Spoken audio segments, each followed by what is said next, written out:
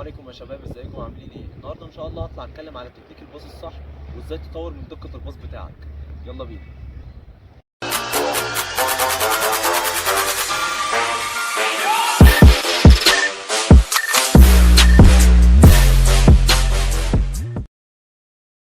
بصوا يا شباب، في غلطة عايز اتكلم فيها مبدئيا كده، ان الباص وانا جاي اعمله لواحد صاحبي مثلا، او يكون الباص جاي لي من مره واحده واحط وان تاتش، الكرة بتعلى مني.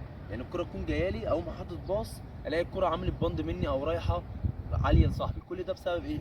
بسبب ان الكرة وهي جايه لك ان انت حاطط بطن رجلك من تحت الكوره. يعني انت الكرة جايه لك حاطط بطن رجلك من تحت الكوره، لكن طول ما انت الكرة تكون جايه لك رافع بطن رجلك خليته يجي في نص الكوره، هتلاقي الكرة رايحه معاك مسطره. يعني انت دلوقتي لو حاطط بطن رجلك من تحت الكوره، بص ركز معاك الكوره هتعلى ازاي.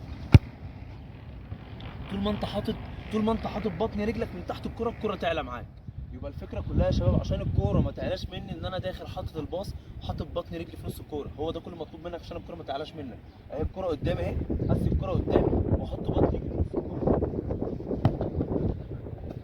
بص هتلاقيها رايحه معاك على الارض ومش هتعلى منك. انا هتكلم ازاي تطور من عنصر الدقه بتاعك. عنصر دقه الباص، انا دلوقتي اتكلمت في تكنيك الباص، هتكلم في عنصر الدقه بتاعك. تمام.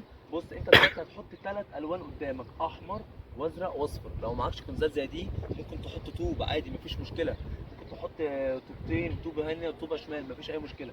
وكمان هتجيب عصايه زي دي، لو مفيش عصايه برده ممكن تحط طوب مفيش مشكله لو انت بتتمرن لوحدك. هتخش هتعمل فنت على العصايه دي، اي سكيل انت عايزها، 1 سيزر دبل سيزر اللي انت عايزه.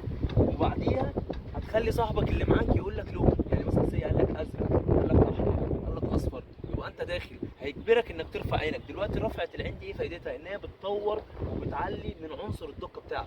انت دلوقتي دخلت صاحبك مثلا بعد ما عملت الفيب قال لك ازرق، انت رحت رافع عينك ورحت عامل باص وهكذا. يبقى الفكره كلها ان انت ترفع عينك، تمام، وتخلي صاحبك يغير لك في الالوان، مره احمر مره ازرق مره اصفر.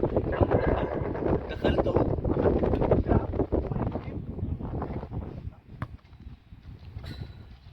تمام.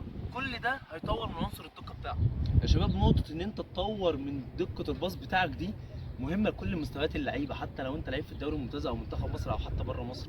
يعني انت دلوقتي مش معنى ان انت بتلعب في انبي او الاهلي فانت طبعا متقن الباص، فانت خلاص وقفت عند ليفل ما ينفعش تطور منه.